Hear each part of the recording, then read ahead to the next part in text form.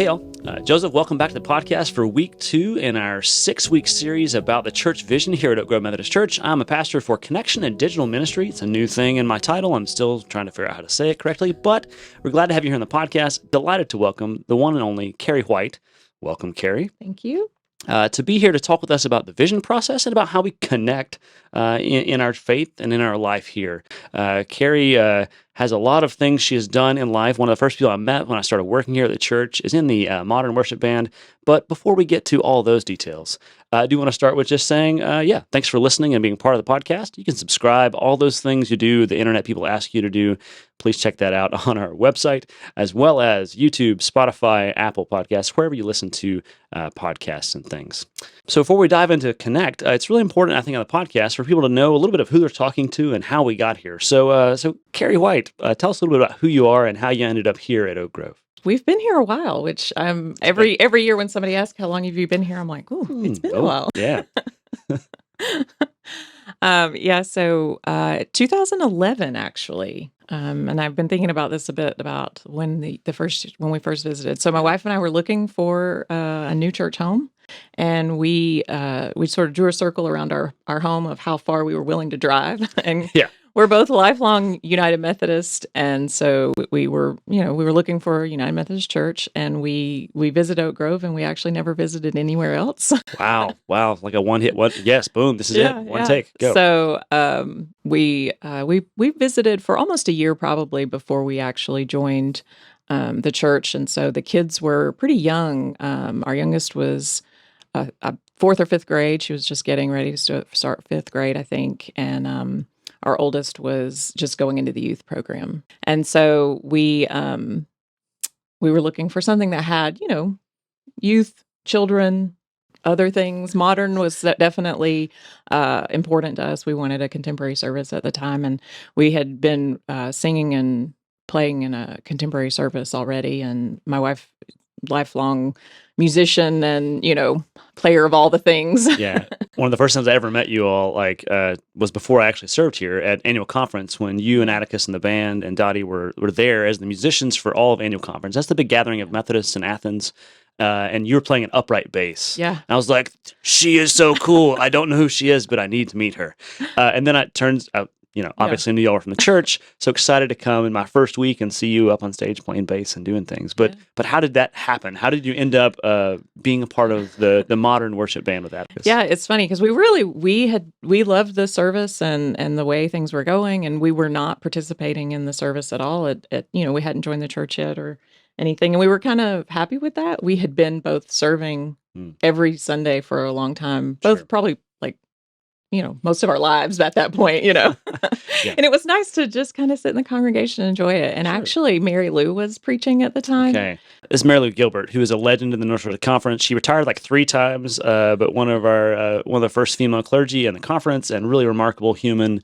And our oldest he just loved Mary Lou. It's like, this is just great. Loved her. And so that was one of the reasons that we kept coming back too, was everybody really, was so nice and great. And it felt easy and comfortable to be in the service.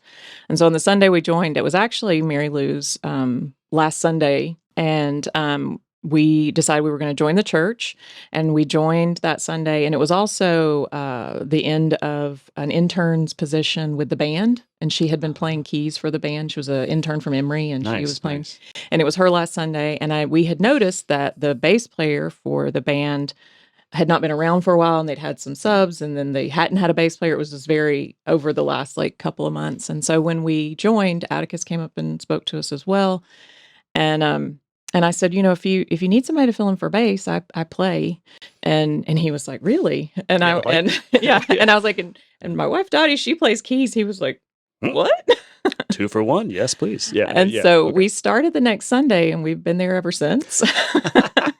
It's like we volunteered and we've been in. Well, but that's what I find at this church is that people find their thing that they love and stay in it for a long season. And so that's testament to the power of that being a place of connection for you and for your wife. And a way that you sort of got plugged into the work of the church and giving your time and resources to help other people in worship, and to find a meaningful space for yourself. Okay, Yeah. so jumped in, went ahead, volunteered, Yeah. all the things, Yep. and that's pretty awesome. Do you want to say anything about your day job? So I'm the Director of Operations and Strategic Alliances for Housing and Residence Life at Georgia Tech. And so I manage all of our assignments and student experience and all of our applications for a variety of different things, logistics, move-in. So we're just finishing up move-in. We just moved in about 9,000 residents over the Wow. last week, and I'm exhausted, but they're here, and I'm grateful for that. So, Yeah. Well, welcome to all of our Georgia Tech friends and our friends at Georgia Tech Wesley. That's the Methodist College Ministry. They are already kicking things off, and our prayers with Jeff and Sam and everybody there. And with all those students back here in Atlanta, it's really exciting to have that energy and tiredness. Yeah. So, Yes. as a former college minister, I feel that in my spirit. Yeah. Well, I think it's neat when you're thinking about logistics and how all that part of things works. That's one of the things I certainly know about you from early on is your organizational skills and talents, but also the soft skills with people and helping people feel welcomed and included. That's a huge part of my experience with you, and I know that's a part of what you do in your career and your vocation, outside of playing bass a lot. Yeah.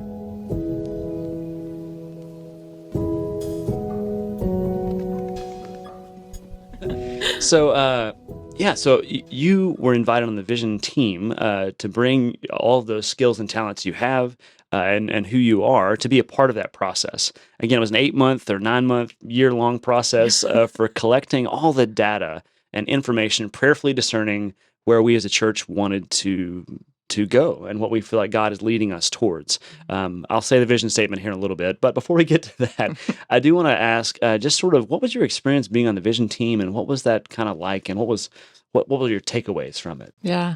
So when Beth asked me to join the team, I'm a joiner. So, and I'm definitely the person that I want to be in everything because I'm afraid of, missing out on Fear of anything. missing Yes, I out. have a serious FOMO issue, but but when she asked, I was like, sure, of course, I'll join in. I honestly wasn't really sure what we were going to be doing or what I would be doing or how I could contribute. I've been on a lot of committees, so, I had some sense of what was happening, but certainly didn't really understand the full weight of what we would be doing. And even now, I'm even seeing the fruits of that. I'm amazed, at what that turned out to be. She asked me to join. I said, sure. And then, we got started, and it was a little slow at first, and we were all very, what's happening? Sure. Yeah. All of us figuring out like what's happening while we're driving there. It's the building the plane on your flight. Like that's I think, but again, like so much of church work, so much of our lives is we're all beginner experts, novice intermediaries. We're all figuring out as we go. Yeah. I think that's true about faith, about life. We need to have certain skills and competencies, obviously, but in the context of relationship and when you're with people in that group, we had an amazing group of lay people and a couple of staff helping with that just really are people who know how to get things done and understand how to bring in other points and opinions and viewpoints, and then helped us as a church to do that. So as the process got going, what sort of things stick with you? Yeah. Well, the first thing I think that was very quick to see is that we were a really good cross-section from the church. I mean, we're a large church, right? And so, I mean, I think I maybe knew one other person in that room that I had actually had a conversation with at one point, and everybody else was a new face, maybe, so... I think there was a really great cross-section. And I don't think that means that any of us were more or less involved or doing anything. It's a big place. And there's a lot of ways to plug in and be involved that don't necessarily cross over. And so that I had noticed immediately. Ages, genders, backgrounds, whether they were brand new to United Methodist or lifelong United. There was a lot of diversity in the space. So I thought that was really good. Yeah, we had folks who've grown up Methodist their entire lives, folks who had joined the church in the past year, and we're becoming Methodist in the past year and learning a lot. And we had people who were sort of in between or who'd grown up in the neighborhood. So just a nice mix of people and youth and older adults, everybody in between. So I think the process itself went through a lot of iterations and a lot of information gathering. Yeah. One of the things that you helped us do, as Beth referenced last week in our podcast, you can go back and listen to that episode, all the data wonks, the computer nerds, the people who help sort logistics. Yeah. So, can you talk a little bit about that process of taking all the input and data, how we gathered that, and then how we massaged it into our vision statement, and then we'll get into that. Yeah, yeah. So I think data gathering is interesting. There's a lot that goes into that. I think the analysis of that and who's doing it, there's all kinds of ways that that can go sideways, and Sure. and biases, and really thinking, being very intentional and strategic. So we had Blair Zant from the conference who was there to really help guide that process. There were some other experts in the room who had done some assessment and understood, like, if we don't do this well, it's really not valuable. Sure. Right. If it just confirms the things we already think, or Right.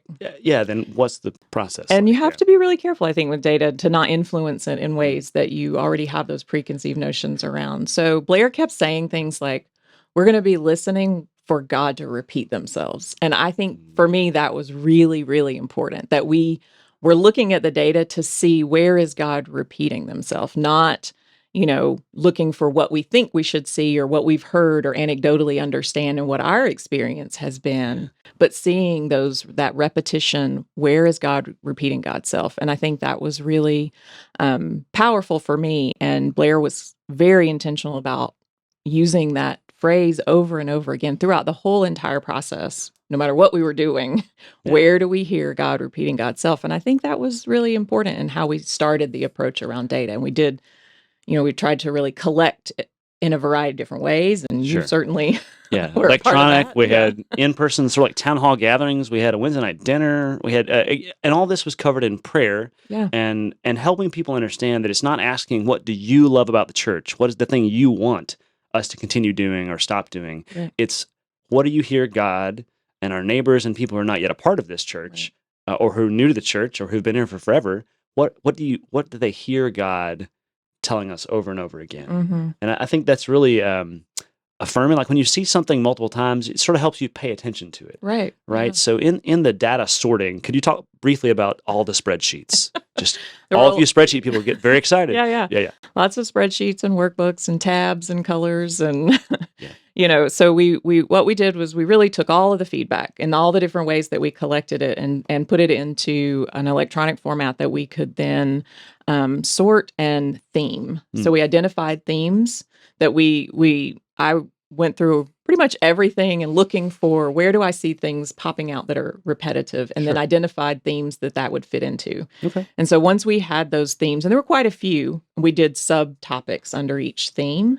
And then we took all of that data and we did in pairs. Everybody on the committee took some part of it and said, this fits in this theme with this topic. And then we were able to really put out some really beautiful charts and graphs that showed us where God was repeating God's self, because we saw it in those themes. The themes that kept getting repeated and topics that kept getting repeated, those bar graphs went higher and higher, right? Sure. So from a visual standpoint, we could see it because you had taken the time to tabulate all the data. And so if you were, can you give us an example of something you sorted? Like, because I do think this is helpful in the nerdy informational part of it. But again, we're people who believe in science and religion. We're people who Right. believe in using our brains and our spirits Absolutely. in life and in work. Yeah. And in church, we don't check our brain at the door. Right. So for me, this exemplifies that. But Yeah. tell us like an example of Sure. one sort of flow Sure. through.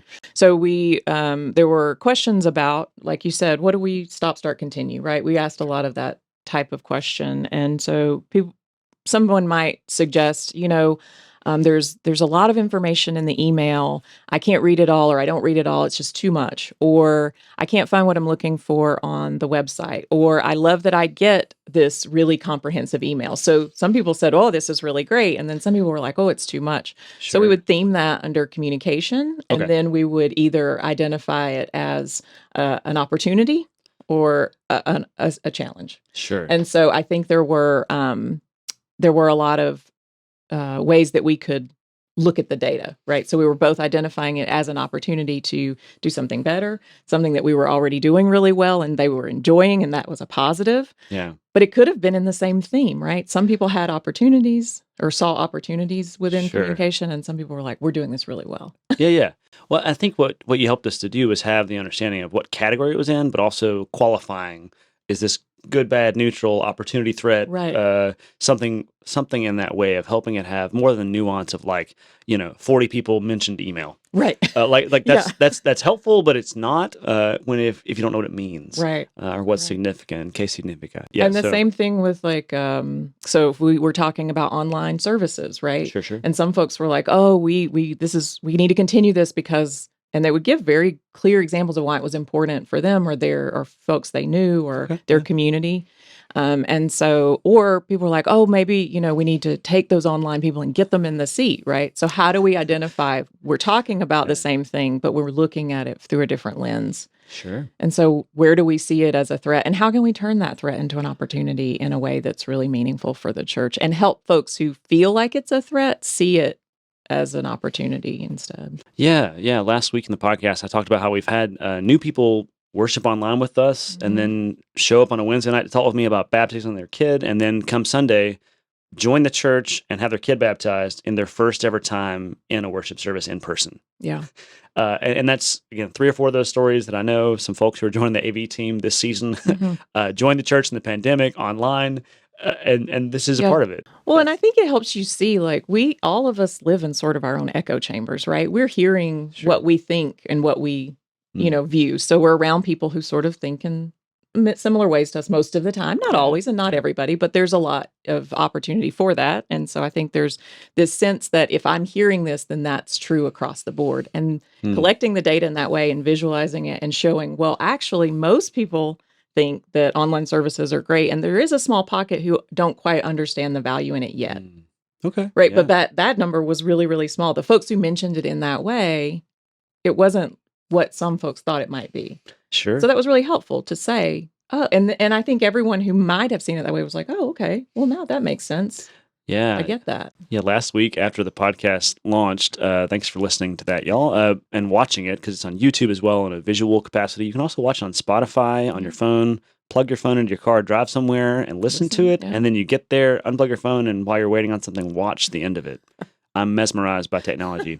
So it's in all these places. But someone came up to me at Wednesday in the hallways on the way to dinner and said, I never really understood what online worship could be for our church, and I was a little skeptical of it. But the way you explained it, Yeah. and so for them, it was this connecting point, Mhm. even with something as silly as the podcast, to be a Right. way to help them understand and connect those data points together. Mhm.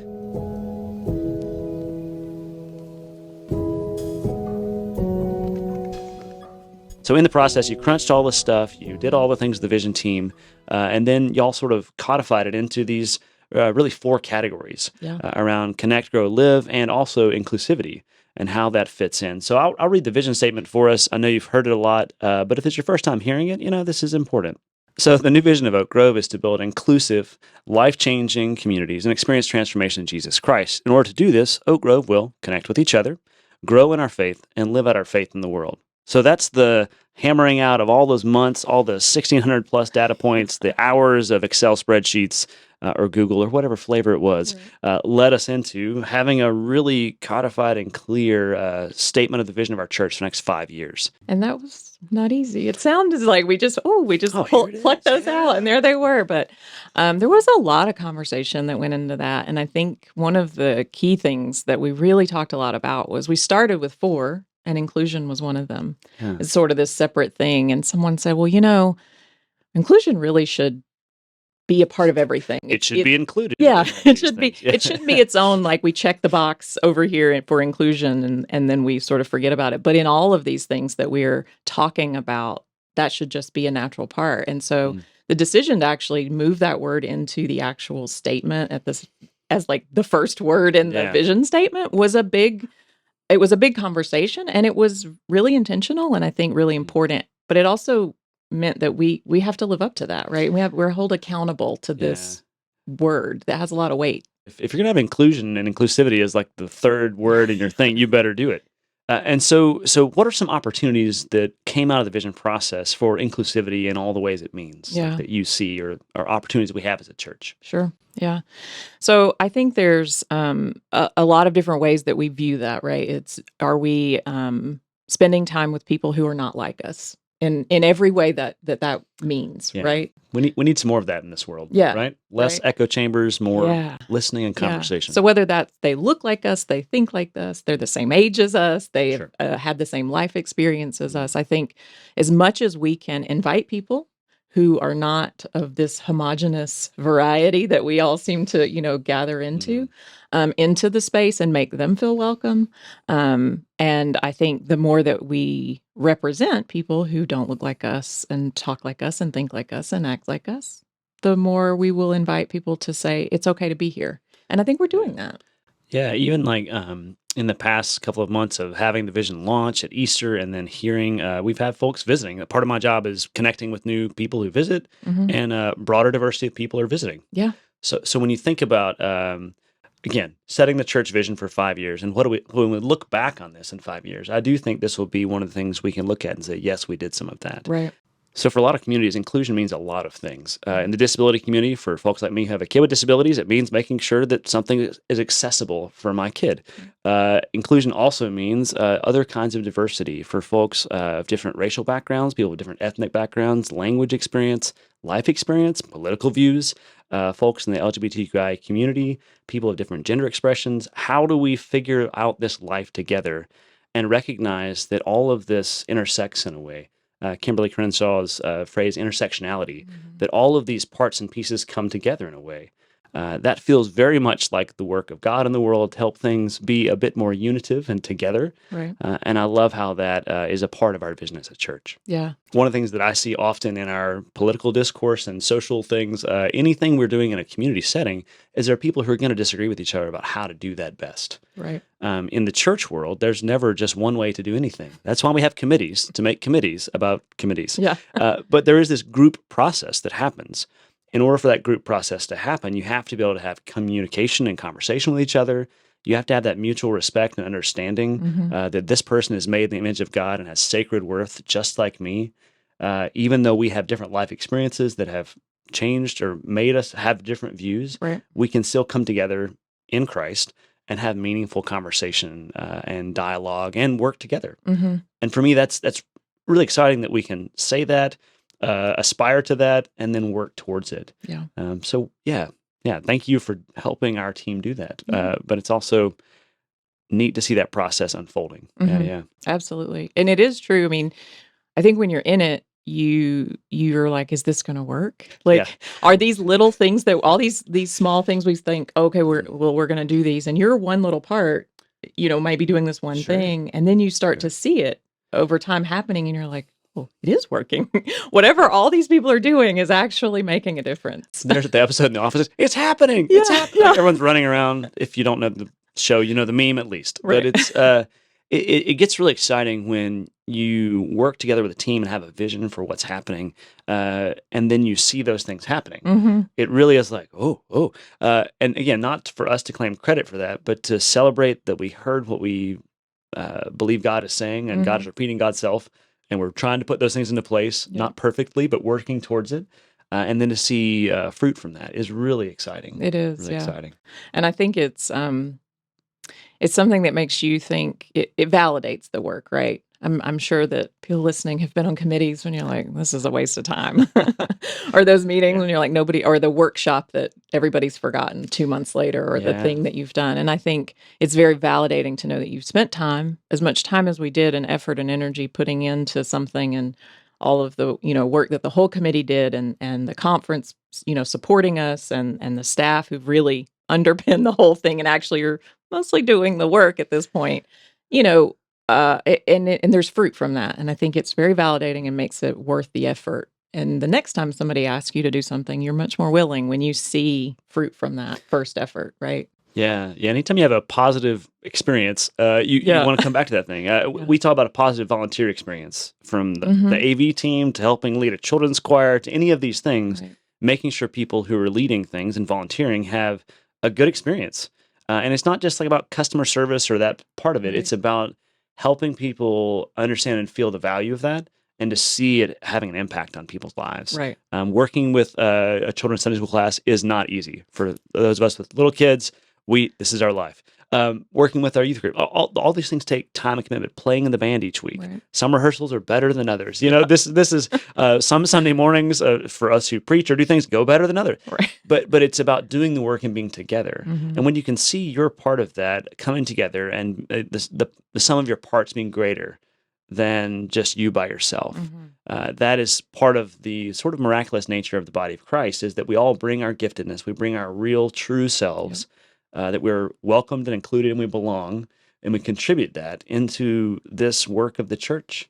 And what we get out of that can be something that is borderline miraculous, and see those moments, those glimpses of really kingdom work. Mm-hmm. Oh, for sure. And I think that feeling of inclusion, comes from, you see it in the same way. Those little things, those little moments, you join a band and you don't really know anybody. And we've been together, most of us in the band have been together for a very long time. I mean, really and truly for a long time at this point. And that is my small group. That's my community here at Oak Grove. But also, I mean, those are the people I go to when I need help or when I feel good or, that's my family. But I think the small things that have happened along the way, when I look back, I see that, but I didn't see that in the moment while it was happening, feeling included and known and felt like I had a place in a place that might not always accept, me. Yeah. Well, and I think that's positive and helpful to hear from your experience being welcomed here and included, and for your helping to lead us in all these different ways. That's just a powerful testament to the work of this church. Our job as staff people and as clergy especially is to help lay people do the work of the church. Like literally my job as a deacon is connecting the church and the world. Makes sense for my job. Yeah. But also helping people find those places to use their giftedness, and then also in turn to receive things when they need them. That's a huge part of this work and this life together. Yeah. I think of it as holding space for things. Yeah. So when I'm at work, whether it be, a woman in a meeting where we're the only two women, I want them, if it's obvious that they're having imposter syndrome or they're not speaking up, I want them to feel comfortable. So if I do that and I represent that for them, they're like, I can do that too. So I think the more we are our real selves around people, the more people who might be worried about being their real selves can show up in that space. So it's that, let's make space for you and I'll show you how I've done that. Yeah. So I think those of us who figured it out a little bit have to help others do that too along the way. Every time I see a little girl looking at me play bass, I'm like, yeah, you can do this too. It's okay. You can play guitar, you can play bass, you can do whatever you want to do. And then if I wear my pride strap and I play bass, it's like, yeah, you can be here and do this too if you want to. So I think holding space is really important, and representation is huge. It matters. Yeah, and it's that permission-giving, space-holding, and also just, frankly, like allowing a space for people to belong. Yeah. The old ways of church, I say this a lot, it used to be you had to behave like a Christian, become a Christian, then you belonged. Right. The way this church has done things for a number of years, and especially now is doing, is you belong here, and we're going to sort out the rest of this later. Yeah. So it's sort of like, let's get our boots on, let's go do the things God is up to in our community, and pay attention for those other people who are looking for that kind of space and time.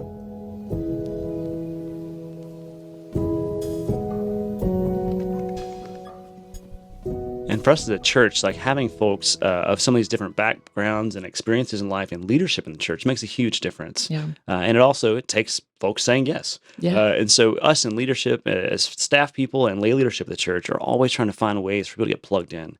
So if you're somebody who's interested in leading something, if you've been asked or not, or maybe you're interested in that, reach out to us. There are ways to connect in that way that help you to find a place to offer your gifts and service to the church, but also help other folks see themselves in the work that we are doing as a community. Yeah. It's really important. And don't be afraid to say, I can help with that if you need me, if you want to jump in and let us know, because we don't know you have that great talent if you don't tell us. Yeah. Well, we find it on the internet somewhere. But yeah, it'd be great to just, it's easy. And I promise you, if you say, oh, I can help with that, they will take you up on it. Yeah. Yeah. Well, that's a huge part of the work of the church. Again, it's just getting folks' giftedness and bringing their full selves to that work as we do this work together. Kari, thanks for being here and being a part of the conversation, for bringing yourself to all this work that you do, from bass playing to data sorting to all the things in your work at Georgia Tech. We're glad to have you here. Well, I'm happy to be here, and I'm happy to be included and welcomed. Thank you all for listening and watching, finding the podcast. Go ahead and subscribe. If you want to leave some comments, you can do that on it. If you want to give us a rating, hey, that's always great. 5 stars is the best, right? But we're also grateful for all the ways that you're involved in the life of our church and the way that so many of you listening are finding this to be a meaningful, long-form way to engage in content here at the church. So we'll see you next week on our next episode of the podcast as we talk with Seth Hathcock about what it means to grow in our faith. So looking forward to that, and we'll see you in the next episode.